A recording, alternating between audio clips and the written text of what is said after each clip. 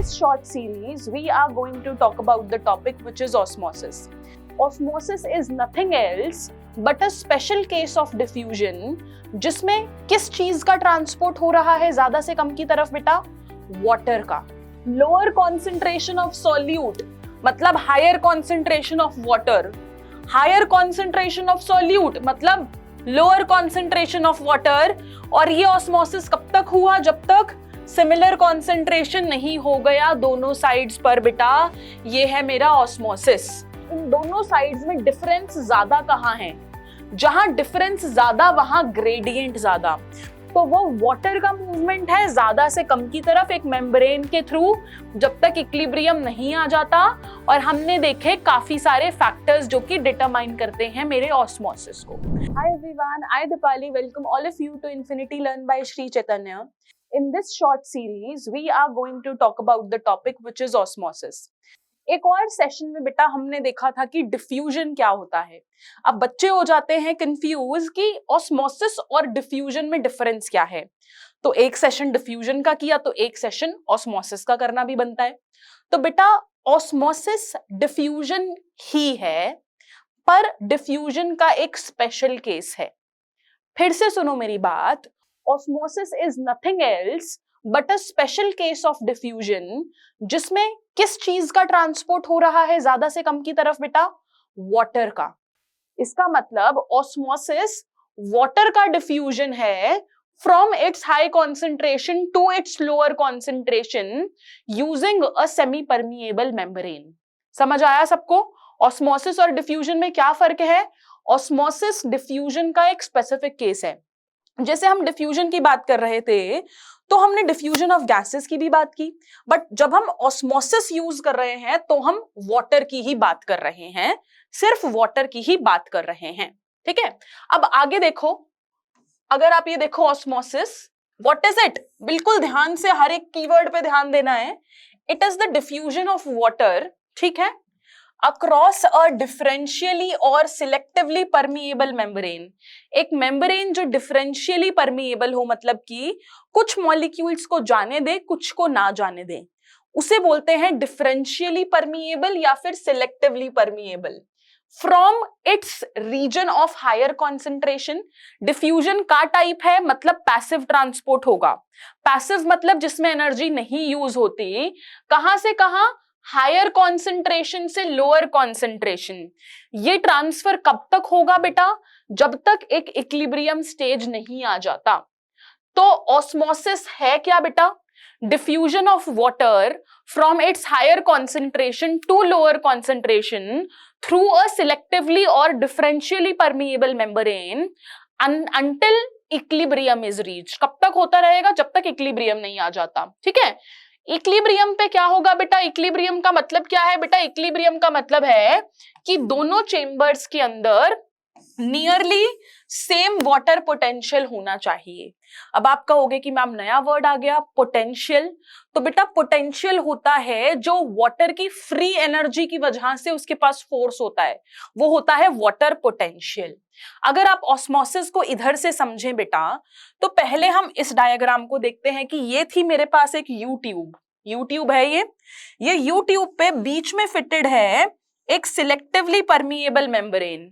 अब अगर आप यू ट्यूब की दोनों आर्म्स में देखो, इसको मैंने बोला ए, इसको मैंने बोला बी. ठीक है. ए के अंदर आपको 1 2 3 4 5 सॉल्यूट मॉलिक्यूल्स दिख रहे हैं. बी के अंदर आपको बहुत सारे सॉल्यूट मॉलिक्यूल्स दिख रहे हैं. इसका मतलब मूवमेंट किसकी है? पानी की. मूवमेंट किसकी होती है ऑस्मोसिस में? पानी की. अब ये बताओ पानी ज्यादा कहाँ है? पानी है ज्यादा यहां, मोर वाटर. यहां क्या बोलूंगी मैं बेटा? Less water. यहां क्या है? मोर वाटर, यहां लेस वाटर. वाटर कहां से कहां जाता है डिफ्यूजन के अंदर?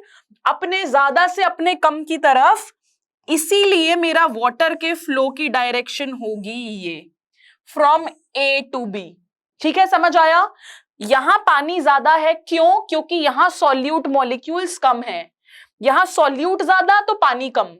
पानी अपने ज्यादा से अपने कम की तरफ जाता है. इसको हम बोलते हैं ऑस्मोसिस. इतना समझ आया बेटा? ठीक है, तो आप ये देखिए कि ऑस्मोसिस के चलते जो मेरा वाटर का लेवल पहले इतना इतना था, ये लेवल आ गया यहां और ये लेवल इधर हो गया राइज बेटा। समझ रहे हो? जो दोनों का लेवल इतना था वो लेवल यहां पर और यहां पर पहुंच गया। इतना क्लियर है बच्चा पार्टी? ये हमने क्या दिखाई? ऑस्मोसिस दिखाई। लोअर कॉन्सेंट्रेशन ऑफ सॉल्यूट मतलब higher concentration of water, higher concentration of solute मतलब लोअर कॉन्सेंट्रेशन ऑफ वाटर। और ये ऑस्मोसिस कब तक हुआ? जब तक सिमिलर कॉन्सेंट्रेशन नहीं हो गया दोनों साइड्स पर बेटा, ये है मेरा ऑस्मोसिस। अगर मैं प्लांट सेल की बात करूं तो बेटा प्लांट सेल के अंदर मुझे पता है कि अगर मैं एक प्लांट सेल बनाऊं तो उसमें 90% स्पेस एक वैक्यूल ले लेता है। क्या ले लेता है? प्लांट सेल में 90% ऑफ द स्पेस एक वैक्यूल। तो प्लांट सेल के अंदर जो वैक्यूल के अंदर का सैप है वो solute potential of the cell के लिए कंट्रीब्यूट करता है। हमें पता है कि कोई भी सॉल्ट्स जो वाटर के अंदर डिसॉल्व्ड होते हैं वही तो सॉल्यूट पोटेंशियल क्रिएट करते हैं।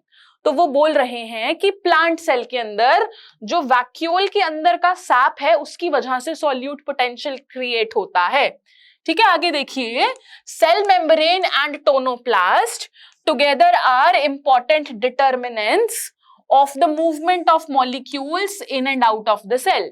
अब वो कह रहे हैं कि जब किसी मॉलिक्यूल को सेल के अंदर या बाहर जाना है तो उस चीज के डिटर्मिनेंट्स कौन है, कौन डिटरमाइन करेगा? तो बेटा दो मेजर मेम्ब्रेन्स हैं। एक तो कौन सी हो गई बेटा? मेरी प्लांट सेल की सेल मेम्ब्रेन। क्या हो गई? एक तो मेरी प्लांट सेल की सेल मेम्ब्रेन या प्लाज्मा मेम्ब्रेन, और दूसरी मेम्ब्रेन है बेटा मेरे ये वैक्यूल की मेम्ब्रेन जिसको मैं बोलती हूं टोनोप्लास्ट, जिसको मैं बोलती हूं टोनोप्लास्ट। तो हमने बोला कि ये दोनों मेम्ब्रेन्स मेजर डिटर्मिनेंट्स हैं जो कि ऑस्मोसिस को डिटरमाइन करेंगी। ठीक है, ये दिखा दिया हमने वैक्यूल, ये दिखा दी वैक्यूल की मेम्ब्रेन विच इज टोनोप्लास्ट, और प्लांट की सेल मेम्ब्रेन तो हमें पता ही है, सेल मेम्ब्रेन के बाहर प्लांट के पास एक सेल वॉल भी प्रेजेंट होती है। अब आगे देखो, फैक्टर्स ड्राइविंग ऑस्मोसिस। कौन से फैक्टर्स ऑस्मोसिस को ड्राइव करेंगे बेटा? Osmosis occurs spontaneously in response to a driving force. इसका मतलब ऑस्मोसिस स्पॉन्टेनियसली होता है, ग्रेडियंट की जरूरत है बेटा, एक एनर्जी की जरूरत तो है नहीं।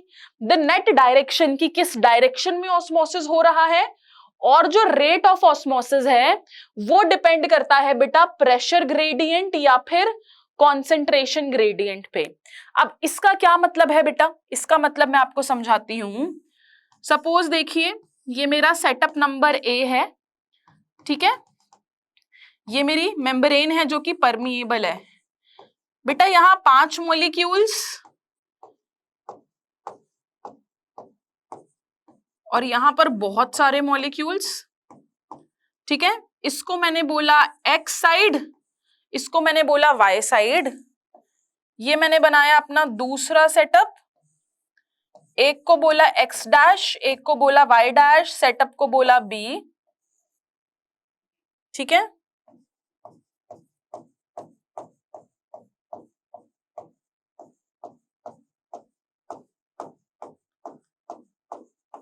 अब देखो बेटा, अगर आप इन दोनों केसेस में देखोगे अच्छे से, इन दोनों केसेस में देखोगे तो हम देखते हैं कि मेरा ऑस्मोसिस किस में जल्दी होगा। बेटा यहां पर देखो बहुत सारे मॉलिक्यूल्स हैं, यहां पर भी बहुत सारे मॉलिक्यूल्स हैं, यहां पर 5 मॉलिक्यूल्स दिख रहे हैं, यहां पर 2 मॉलिक्यूल्स। इन दोनों साइड्स में डिफरेंस ज्यादा कहां है? जहां डिफरेंस ज्यादा वहां ग्रेडियंट ज्यादा। मुझे दिख रहा है कि डिफरेंस ज्यादा होगा बी एंड पर, क्योंकि यहां पर तो सिर्फ 2 ही मॉलिक्यूल्स हैं।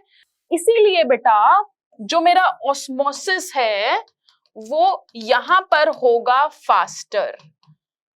जो मेरा ऑस्मोसिस है वो यहां पर होगा बेटा फास्टर, क्योंकि कॉन्सेंट्रेशन ग्रेडियंट, कॉन्सेंट्रेशन का डिफरेंस यहां पर ज्यादा है।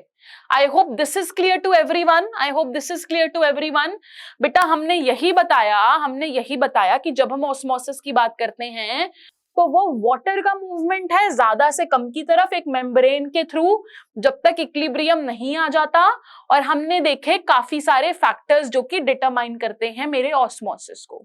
I hope you liked it, everyone. I shall see you with more such videos. Thank you so much.